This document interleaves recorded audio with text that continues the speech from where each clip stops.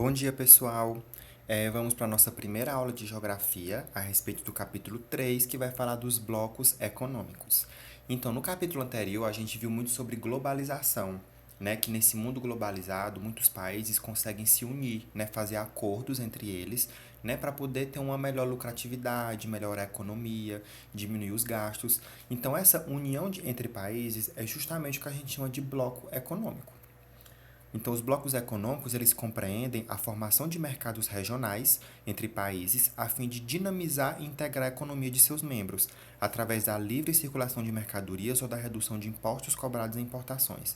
A tendência para a criação e difusão de blocos econômicos em todo o mundo aconteceu após o término da Guerra Fria.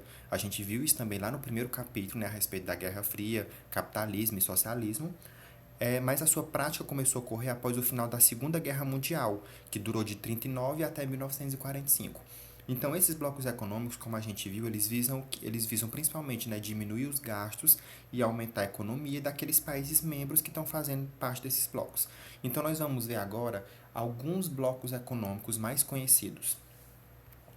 É, Quer dizer, voltando aqui primeiro, uma, uma, uma coisa interessante é a gente ver que existem categorias entre blocos econômicos. Então, existem várias categorias. O bloco econômico ele pode ser, por exemplo, uma zona de livre comércio, que ele vai ser o quê? A liberação do fluxo de mercadorias e capitais dentro dos seus limites internos. O bloco econômico ele pode também ser chamado de uniões aduaneiras. Essa união aduaneira vai existir o quê? A extinção das tarifas alfandegárias nas relações comerciais internas do bloco. Ele pode ser também um mercado comum, onde vai acontecer a uniformização das legislações econômicas, trabalhista, ambiental, fiscal, entre outras. Ou ele pode ser também uma união monetária, que é quando os membros do bloco eles vão adotar uma única moeda. Então vocês estão vendo aí que o bloco econômico ele pode ter diversos objetivos. Vai depender de o que é a necessidade daqueles países. Então, por exemplo, o Brasil, ele tem necessidade em qual setor? Setor tal. Então ele vai buscar se afiliar, né, fazer parte de determinado bloco econômico que está oferecendo aquilo que é do interesse dele. Então, entenderam? É dessa forma. O país, quando ele vai fazer parte de um bloco, é de acordo com o interesse que ele tem de ganhar alguma coisa. Então a gente vai ver alguns blocos aqui agora. A gente tem esse primeiro que é o NAFTA e tem o outro que é chamado de ALCA. Então, o que seria o NAFTA? Ele é um acordo de livre comércio da América do Norte. Então, essa sigla significa isso. Então, Estados Unidos, Canadá e México fazem parte desse bloco econômico e ele busca eliminar as barreiras alfandegárias entre os países membros. Então, o que seriam essas barreiras alfandegárias? Então, é muito mais fácil acontecer importação e exportação entre esses três países que estão fazendo membro do NAFTA, né? Diferentemente de outros países que não fazem parte desse bloco econômico. Já o ALCA, ele vai ser um bloco econômico que ele tem vários países que vão fazer parte dele. Alguns são Argentina, Bahamas, Barbados, Bolívia, Brasil, Canadá, Estados Unidos. Então, essa sigla ALCA vai significar Área de Livre Comércio das Américas. Então, muitos países fazem parte desse bloco econômico e ele tem a justificativa de promover a integração comercial entre todos os países.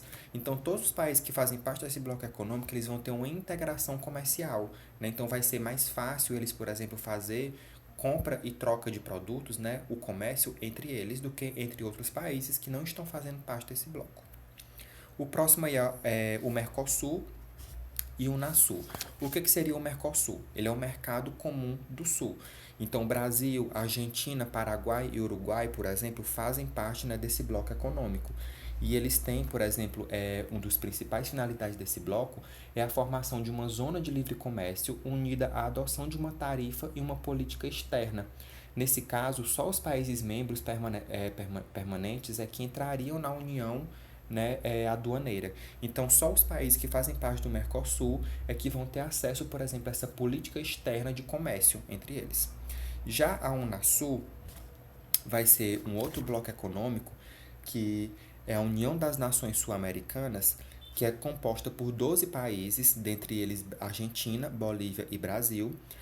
E só que ele não é, digamos assim, propriamente um bloco econômico, né? Ele vai ser, por exemplo, um setor menor, né? Uma entidade que tem um objetivo de integração econômica, só que ele não é especificamente um bloco econômico, né? Mas ele vai fazer também ele vai fazer com que aconteça essa integração física, energética, de telecomunicações entre esses países membros dessa organização aí que é a Unasul. Já a PEC, que é a Cooperação Econômica da Ásia e do Pacífico, é um bloco econômico regional banhado pelo Oceano Pacífico, que prevê até 2020, esse ano, né, a implantação de uma zona de livre comércio entre os países membros. Quem é que faz parte desse bloco? Austrália, Canadá, Indonésia, Japão, Estados Unidos, Chile, Peru, Rússia, vários países fazem parte desse bloco econômico. Então, o foco deles vai ser em quê? Vai ser na implantação dessa ZLC, que é essa zona de livre comércio, né, entre esses países que estão fazendo parte desse bloco. Então, agora vocês vão responder as páginas 63 até 66 e 75 até 81 do livro. Aí vocês vão me enviar pelo WhatsApp, igual vocês fizeram com o resumo da semana passada, para eu poder fazer a correção, né, dar um retorno para vocês. Se vocês tiverem dúvida em alguma parte, vocês podem me mandar foto da questão ou pode me mandar um áudio que aí eu vou explicar para vocês por texto ou por áudio, né, tirando a dúvida de vocês. Então esse capítulo aqui é só mesmo para a gente conhecer os blocos econômicos, né? Saber quem é cada um, quem é que faz parte desse bloco, o objetivo dele. Então, ele é bem básico mesmo, é só para a gente entender como é que funciona essa questão dos acordos entre os países que fazem parte dos blocos. Então, por hoje era só.